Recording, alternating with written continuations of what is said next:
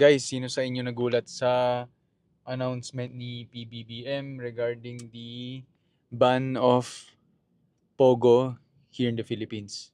Kung di nyo alam, pinagbabawal siya sa mga ibang bansa. Nakagulat tong announcement. Hindi natin sure if may rebranding ba or if this is the real deal na.